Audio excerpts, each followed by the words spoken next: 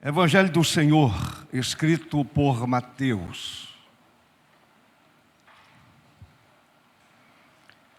Capítulo 6.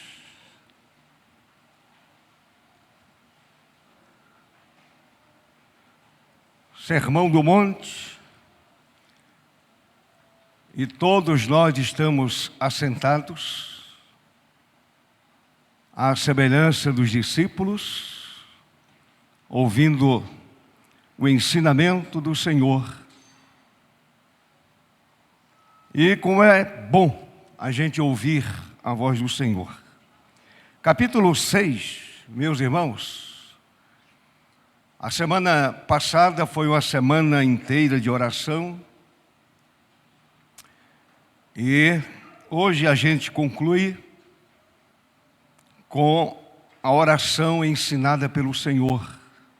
A oração dominical. Mateus capítulo 6, a partir do verso 9. Até, meus irmãos, o verso 13. O Senhor, nesse contexto, a partir do verso 5, Ele está falando sobre oração, como se deve orar, como se deve buscar ao Senhor, e Ele depois apresenta esse modelo de oração que serve para toda a igreja de todas as épocas. Portanto, vós orareis assim: Pai nosso que estás nos céus, santificado seja o teu nome. Venha o teu reino. Faça-se a tua vontade, assim na terra como no céu. O pão nosso de cada dia dá-nos hoje. E perdoa-nos as nossas dívidas, assim como nós temos perdoado aos nossos devedores. E não nos deixes cair em tentação, mas livra-nos do mal. Pois teu é o reino, o poder e a glória para sempre. Amém. A igreja pode sentar, por favor.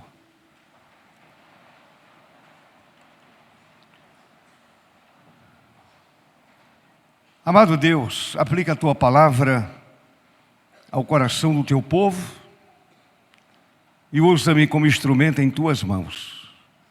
Em nome de Jesus. Amém. Meus irmãos, Tomás de Aquino, um teólogo famoso da Igreja Católica Romana, em seu comentário sobre a oração do Pai Nosso, diz que a oração ensinada pelo Senhor ocupa o principal lugar, pois contém 5 qualidades mais importantes requeridas para toda oração. A oração, segundo Tomás de Aquino, deve ser confiante, conveniente, ordenada, devota e humilde. Como disse, nós estamos todos assentados, ouvindo o ensinamento do amado Mestre a respeito de oração, da importância da oração. É interessante que aqui em Mateus capítulo 6, que faz parte do Sermão do Monte, o Senhor, meus amados, inseriu a oração dominical ou a oração do Pai Nosso como oração padrão e fazendo parte do bojo do seu sermão. do conteúdo do seu sermão, que começa no capítulo 5 e vai até o capítulo 7 do Evangelho de Mateus. É interessante que no texto paralelo, em Lucas capítulo 11, meus amados irmãos, a oração do Pai Nosso aparece lá. Porém, o Senhor está respondendo a uma pergunta de um dos discípulos, ou a sugestão de um dos discípulos: Senhor, ensina-nos a orar. E o Senhor responde aquele pedido do discípulo e ensina exatamente a oração do Pai Nosso. E é sobre a oração do Pai Nosso que nesta manhã nós vamos trabalhar. Pensar um pouco a respeito dessa oração perfeita, que serve de paradigma, que serve de modelo, que serve de padrão para a minha vida e para a sua vida. Portanto, a gente vai analisar essa oração tão conhecida.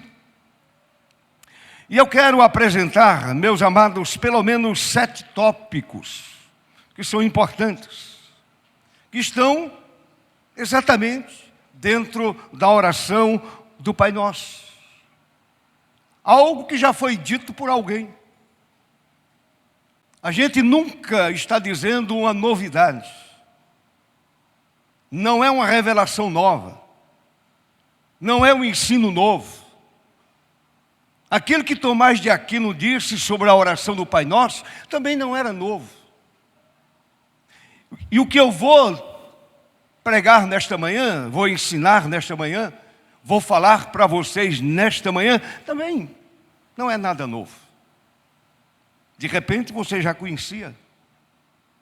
Porém, é bom a gente estar sempre refrescando a memória da igreja e a memória pessoal do pregador, a fim de que algumas verdades que são fundamentais, elas possam voltar à nossa mente com toda a força, e o ensino preencha a necessidade da nossa alma, do nosso coração e da nossa mente. Então vejamos esses 7 tópicos principais, cada um representando uma necessidade humana básica. Primeiro, a necessidade paternal. Observe que a oração inicia chamando Deus de Pai. Que privilégio maravilhoso. Um ser humano igual a mim, igual a você, frágil, pecador, e de repente orando, ou em qualquer outra situação, pode abrir a boca e dizer: Pai Nosso, Tu és meu Abba, no aramaico, Tu és o meu Pai.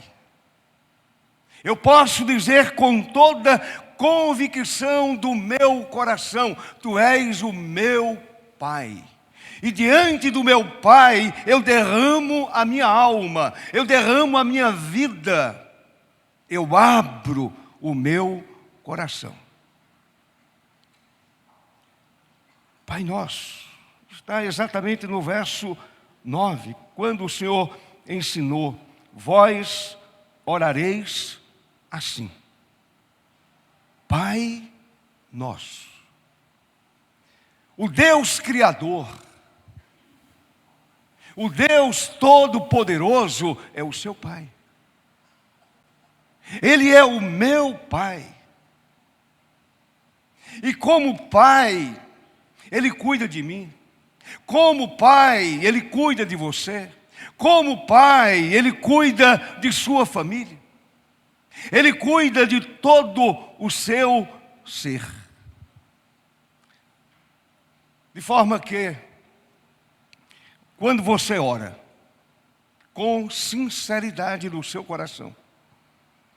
Todas as necessidades são supridas mediante a benevolência de um Pai amoroso, de um Pai misericordioso, de um Pai benevolente, de um Pai cheio de amor, de um Pai cuidadoso, um Pai amoroso.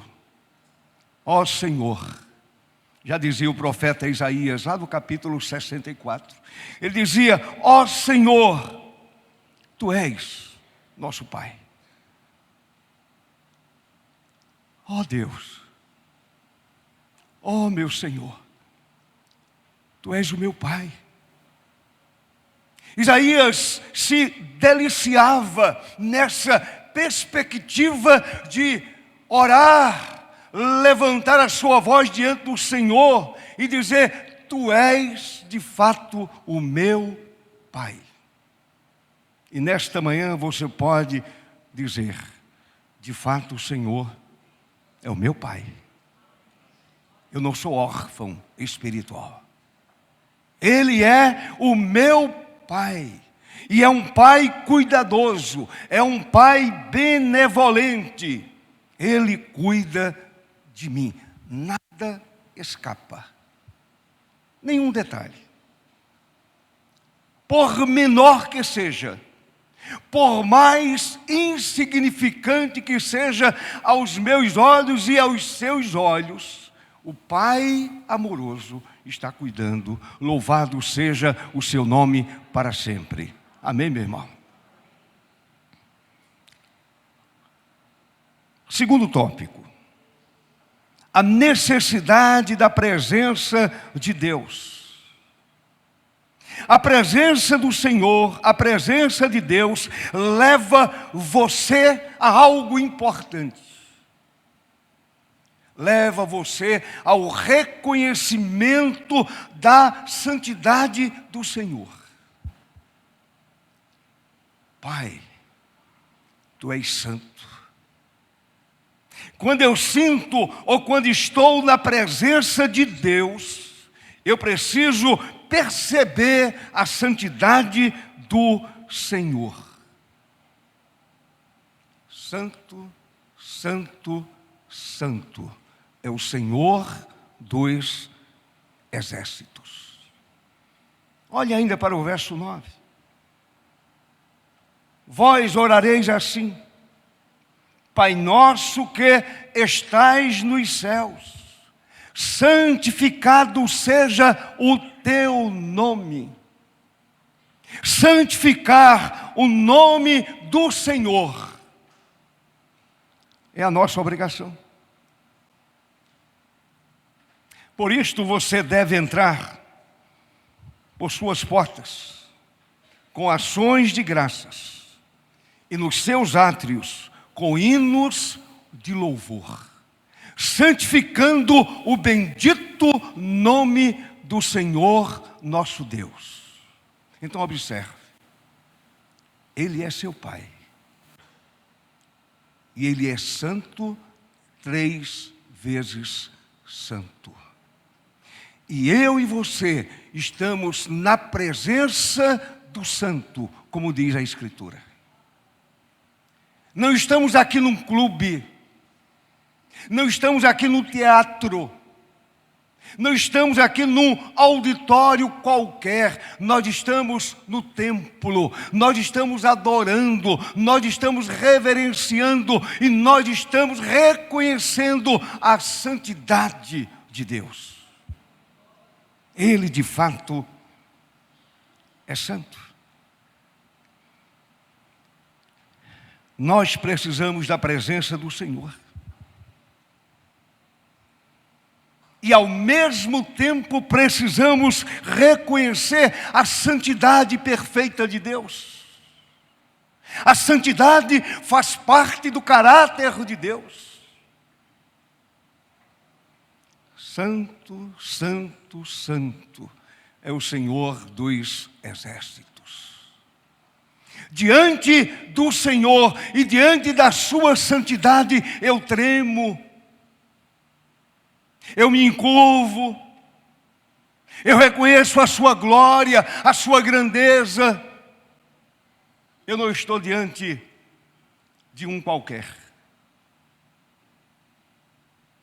Eu estou diante do Santo de Israel, como diz o Velho Testamento. Eu estou diante daquele que é santo, repito, 3 vezes santo. Você crê que Deus está aqui presente?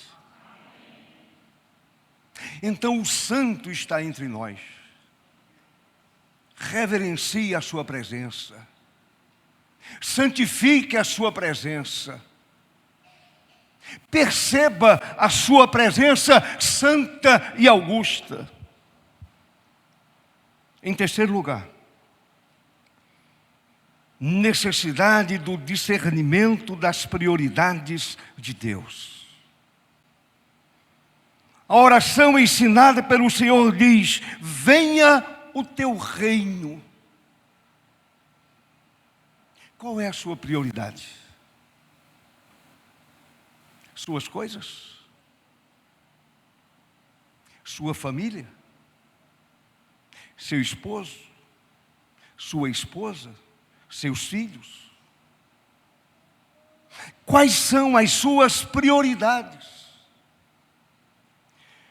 No verso 10 o Senhor ensina: venha o teu reino. Esta é a prioridade. Venha o teu reino. Eu preciso compreender que o reino tem prioridade sobre as minhas coisas. O reino tem prioridade sobre a minha família. O reino tem prioridade sobre os meus filhos. Porque a minha família está sendo cuidada pelo Pai. Os meus filhos estão sendo cuidados pelo Pai. A minha vida pessoal continua sendo cuidada pelo Pai.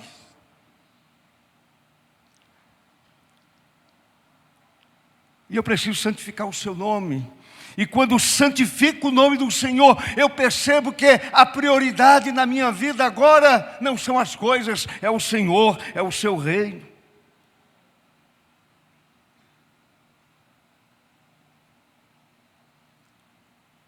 Se você não tem priorizado o Senhor e o seu reino, meu irmão, mude a chave. Mude o comportamento. Mude o foco. Mude a ideia. Mude o pensamento. Peça ao Senhor graciosamente, que Ele graciosamente venha ao seu encontro e o abençoe, e você perceba essa prioridade. Em quarto lugar, a necessidade da provisão de Deus.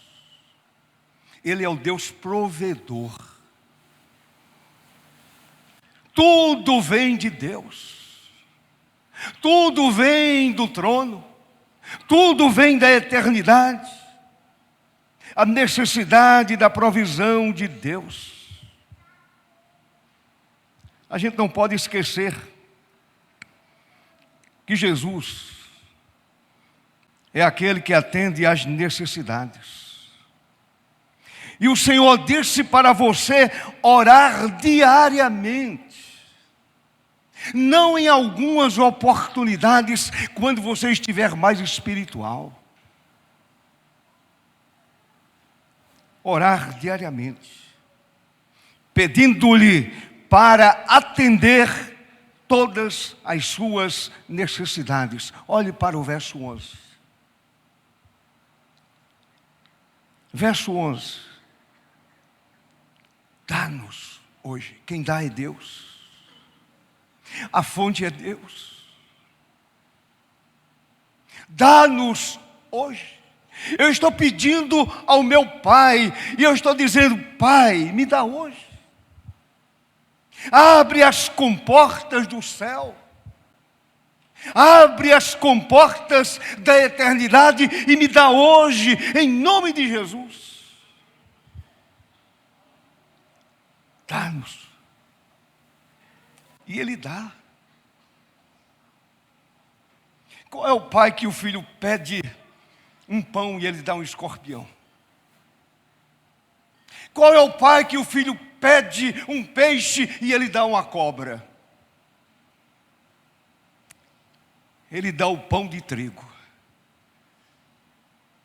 E Ele mesmo é o pão espiritual. Louvado seja o nome do Senhor para todo o sempre. Louvado seja Deus. Necessidade da provisão de Deus, diariamente. Eu preciso dessa provisão divina. Quinto lugar, necessidade do perdão de Deus. Necessidade do perdão de Deus. Ah, meus amados, a oração do Pai Nosso aponta para essa necessidade do perdão. Verso 12, o Senhor ensinou o discípulo a orar, os discípulos a orarem: Senhor, perdoa-nos. É assim que você faz. Primeiro você santifica, você exalta, você reconhece que Deus é Pai, e depois você reconhece quem é você. E aí você diz: Senhor, por favor, me perdoe. Me perdoe. Senhor, mais uma vez eu fiz o que não devia, pensei o que não devia pensar, falei o que não devia falar. Senhor, eu julguei. Senhor, eu fui ignorante. Eu fui ríspido. Eu fiquei nervoso. E eu peço tanto que o Senhor controle o meu temperamento, a minha vida. Então, Senhor, por favor, me perdoe. Mais uma vez eu bato a porta da graça, suplicando perdão. Senhor, por favor, me perdoe. Meu amado irmão, todos nós carecemos do perdão de Deus. Sabem por quê? Porque a palavra do Senhor vai nos dizer no Salmo 130 que com o Senhor está o perdão. Você não encontra perdão em outro lugar, em outra pessoa, em outra ideia, em outra ideologia. Não. Até porque o Senhor não é outra ideia, não é outro pensamento, não é outra ideologia. O Senhor é o Deus Todo-Poderoso. Louvado seja o seu nome.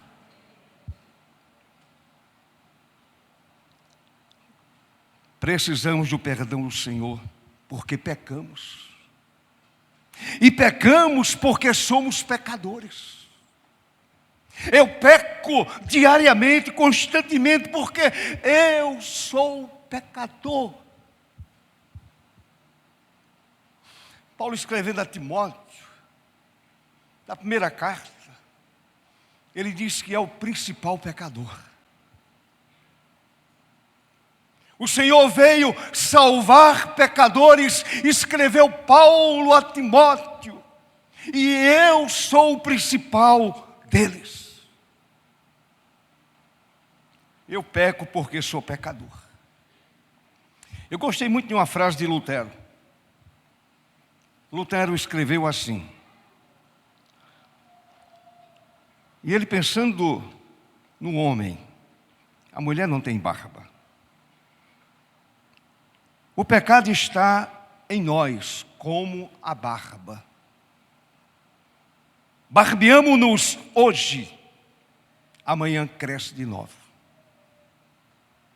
Amanhã cresce de novo. É assim o pecado na minha vida e na sua vida, meu irmão. A gente pede perdão hoje e amanhã tem que pedir de novo, porque a barba cresceu. O pecado aflorou mais uma vez.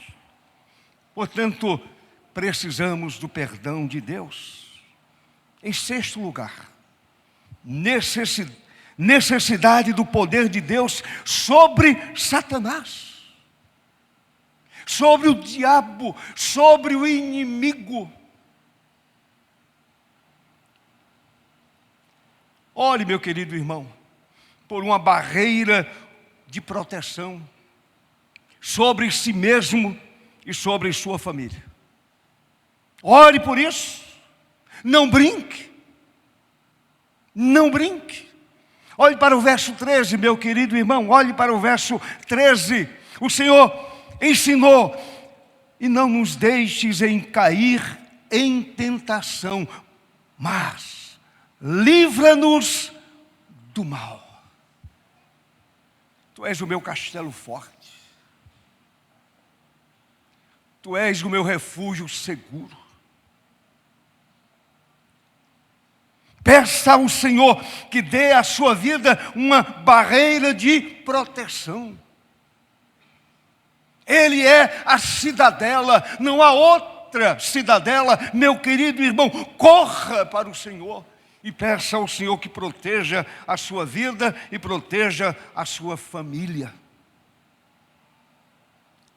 Todo crente, já dizia Paulo na carta aos Efésios, todo crente necessita se vestir da armadura de Deus, da proteção divina.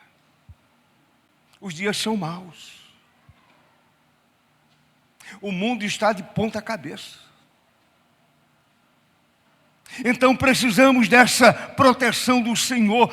Precisamos desse poder do Senhor sobre as nossas vidas, contra o poder do inimigo, e contra o poder do próprio pecado, e contra a própria natureza do homem depravado. Em sétimo e último lugar, necessidade da parceria divina. Necessidade da parceria divina. Meu querido irmão, louve ao Senhor por compartilhar seu reino, poder e glória com você. Ele compartilha com você seu reino, seu poder e glória. Louvado seja o Senhor para sempre, meu irmão. Você é um pobre ser humano. De repente, um Deus grandioso, majestoso, Ele resolve compartilhar com você seu reino, seu poder e a sua glória, em nome do Senhor. Olhe para o verso 13 ainda, a parte final. Pois teu é o reino, o poder e a glória para sempre. Você compartilha como crente, como salvo, como eleito, como perdoado, como uma pessoa que de fato vai morar no céu. Neste mundo você compartilha, como está escrito, do reino do Senhor, do poder do Senhor e da glória do Senhor lá na eternidade para sempre. Amém, meu irmão? Pois teu é o reino. Busque antes de tudo o seu reino. Jesus disse que o Pai se agradou em dar a você o seu reino. Já pensou? Essa palavra de Jesus. O Pai se agradou em dar a você o seu reino eterno.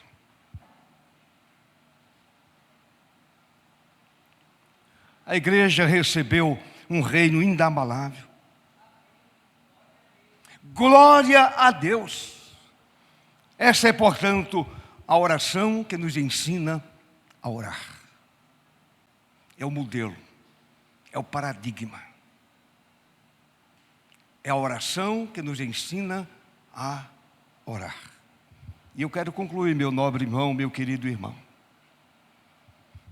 Quero destacar 3 lições sobre os benefícios que a oração produz. Primeiro, a oração é eficaz e útil remédio contra os males. É a oração, meu irmão. A oração nos liberta dos pecados cometidos.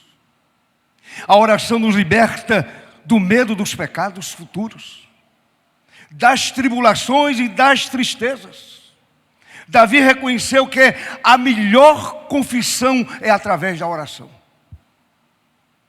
A melhor confissão é através da oração. Já observou o Salmo 32?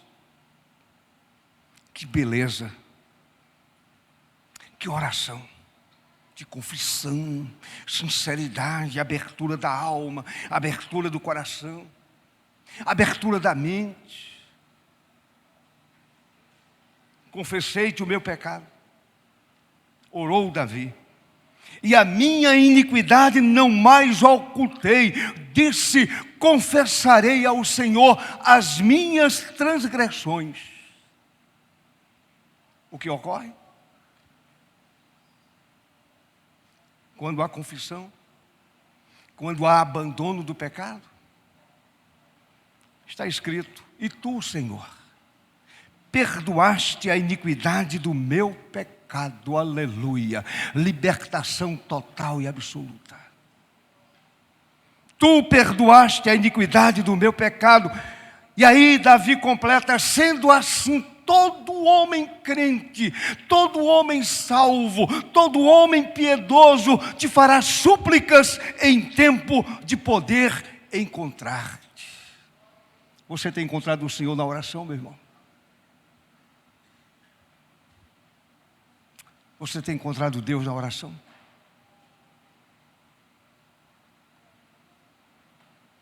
Quanto tempo a gente perde?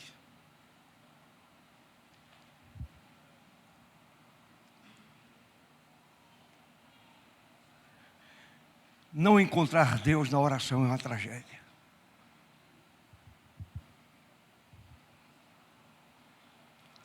A oração, enfim, liberta-nos das perseguições e dos inimigos. Davi escreveu no Salmo 109: Senhor, em paga do meu amor por ti, pela tua palavra, pelo teu reino, me hostilizam. Aí Davi completa: eu, porém, não obstante a essa perseguição, eu oro. Eu me ajoelho, eu me encontro com Deus, eu me abro para Deus. Porque oração é remédio eficaz contra os males da existência. É assim que funciona a oração eficaz. Segundo benefício que a oração produz: a oração é eficaz e útil para alcançarmos, observe, para alcançarmos tudo segundo a vontade do Senhor. Não é segundo a minha vontade, não é segundo o meu capricho pessoal, é segundo a vontade de Deus, segundo a vontade do Senhor, conforme prometeu o próprio Salvador. E tudo quanto pedirdes em oração, crendo, recebereis. Tudo dentro da vontade soberana do Senhor nosso Deus. Deixe-me colocar outra coisa que eu acho importante. Se não somos atendidos, ou é porque não pedimos com insistência, ou então é porque não pedimos segundo a vontade de Deus. Alguns desistem com muita facilidade. Começa a orar por algo e desiste. Depois de, eu não vou dizer nem um ano, depois de um mês, já desisti. O Senhor não respondeu. O Senhor não ouviu a minha oração. Para essa pessoa é como se o céu fosse de chumbo. Deus não está ouvindo. Meu querido irmão, quando você ora segundo a vontade do Senhor, nenhuma oração volta sem resposta. Pode não ser a resposta que o seu capricho queria, mas com certeza é uma resposta correta e sábia da parte de Deus. Pode ser não, espere 10 anos, 15 anos, 20 anos, 30 anos, espere. Ou então o Senhor, de uma forma especial e maravilhosa, diz: meu filho, eu estou agora te abençoando. Eu estou te dando como pai. Agostinho disse: bom é o Senhor que muitas vezes não dá o que queremos, para dar-nos aquilo que deveríamos preferir. Não é o que eu quero, é aquilo que é o melhor, segundo Deus, para a minha vida. Devemos preferir a graça do Senhor e a vontade do Senhor. Como disse Paulo, a minha graça, o Senhor disse a Paulo: Paulo, o espinho vai ficar aí. É desconfortável, é verdade. A dor é intensa, é verdade. O espinho vai ficar aí, mas a minha graça será muito mais abundante, a minha graça te basta. Louvado seja o nome do Senhor para sempre. Amém, meu irmão? Você pode dizer amém?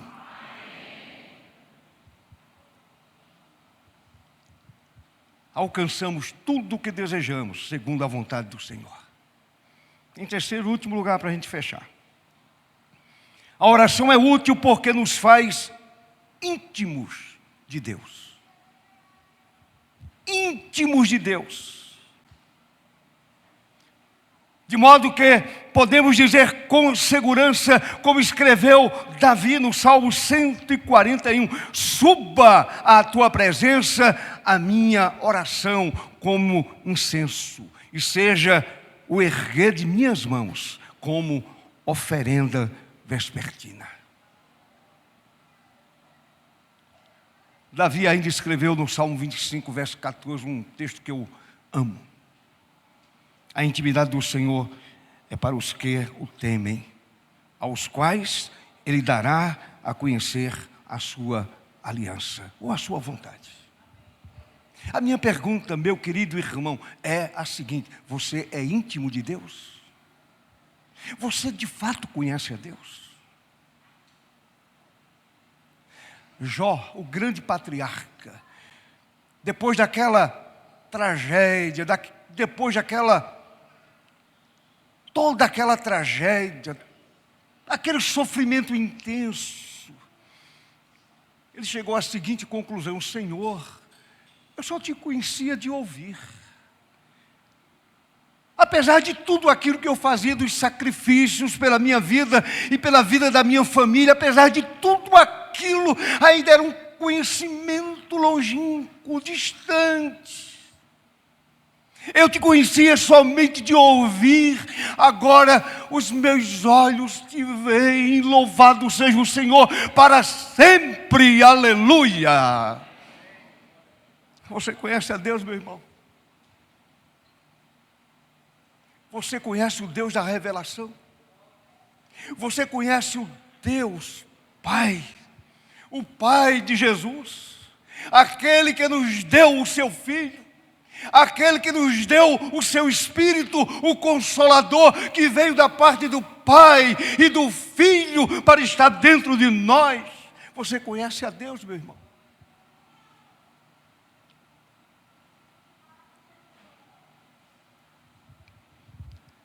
Ninguém poderá. Anote isto. Se quiser anotar, põe no seu caderno, na sua Bíblia. Ninguém poderá se tornar íntimo de Deus sem orar. Não há essa possibilidade. Ninguém poderá se tornar íntimo de Deus sem orar. E eu concluo dizendo: a oração, quando feita segundo o modelo ensinado por Jesus, apresenta resultados imediatos, ou frutos que manifestam a grandeza de Deus. A oração é remédio contra toda sorte de males. É eficaz e útil para alcançarmos tudo o que desejamos, segundo a vontade do Senhor. E, finalmente, é útil porque nos faz íntimos de Deus, íntimos do Senhor. Ah, meu irmão, como a sua vida cristã é pobre, paupérrima, porque você não ora, você não se deleita na oração, na presença de Deus, você não chora seus pecados, você não chora pelo mundo caído, você não chora pela sua igreja. A oração faz de você uma pessoa íntima de Deus. E a primeira coisa que a oração faz é tirar a vanglória. E torna o homem humilde, aos olhos de Deus e aos olhos dos homens. O Senhor assim nos abençoe com a sua graça e misericórdia. Em nome de Jesus. Louvemos ao Senhor, meu querido irmão. Nosso irmão Nairo estará louvando a Deus. Eu gostaria que, enquanto ele canta, você permitisse que o Espírito Santo quebrantasse a sua alma, quebrasse o seu orgulho, quebrasse a sua vaidade, quebrasse a sua prepotência. Deus quebre a sua vida, o Espírito Santo possa moer a sua alma. Você aprenda que o caminho da intimidade é o caminho da oração, em nome de Jesus.